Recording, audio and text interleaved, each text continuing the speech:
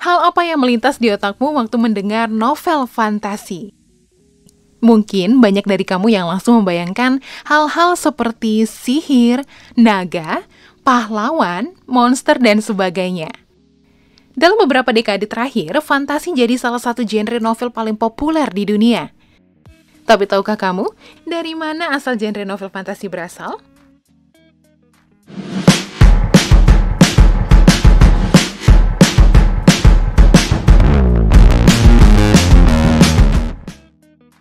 Dikutip dari jurnal ilmiah berjudul A Brief History of Fantasy karya M. Allen, asal-usul novel fantasi ternyata bisa ditelusuri hingga ke cerita-cerita zaman mitologi kuno di Yunani loh. Jauh banget kan? Yuk cari tahu lebih lanjut, bagaimana sih sejarah cerita fantasi ini? Siapa ya sosok di balik populernya cerita fantasi? Secara definisi, kata fantasi merupakan serapan dari bahasa Inggris fantasy, yang juga berasal dari bahasa Prancis kuno, fantasy, yang memiliki arti visi, pandangan, imajinasi. Seperti yang sudah disinggung sebelumnya melalui jurnal A Brief History of Fantasy, M. Allen mengatakan bahwa cerita fantasi awalnya digunakan buat menjelaskan cara kerja alam. Misalnya, cerita mitologi Yunani tentang Dewa Apollo yang menciptakan siang hari dengan mengemudikan kereta kuda melintasi langit setiap harinya. Memasuki penghitungan tahun Masehi, penulis novel fantasi mengalami perkembangan mengikuti budaya sekaligus kepercayaan masyarakat sekitar.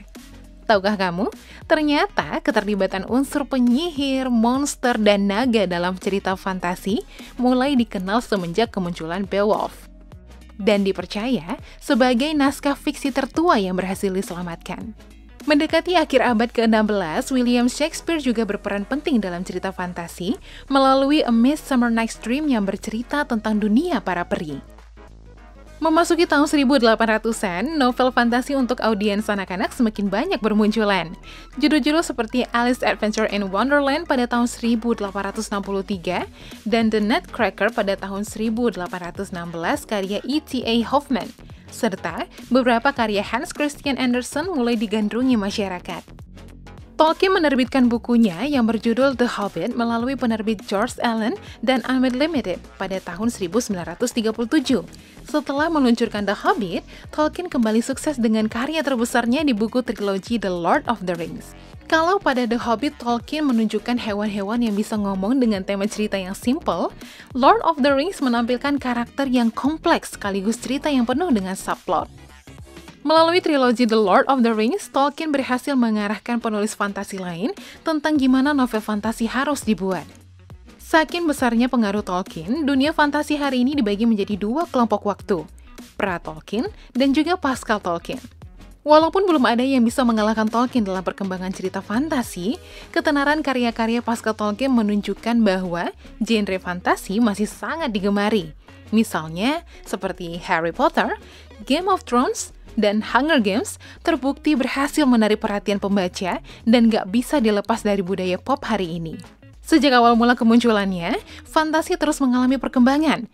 Buku fantasi hari ini nampilin perempuan sebagai sosok yang kuat dan berani seperti Hermione dari Harry Potter dan juga Katniss dalam Hunger Games. Selain itu, cerita fantasi hari ini juga lebih susah ditebak dan sering dicampur dengan genre lain yang melahirkan bentuk genre baru.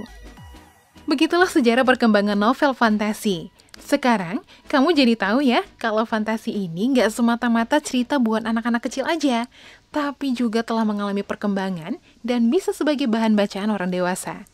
Jadi, apa novel fantasi favoritmu?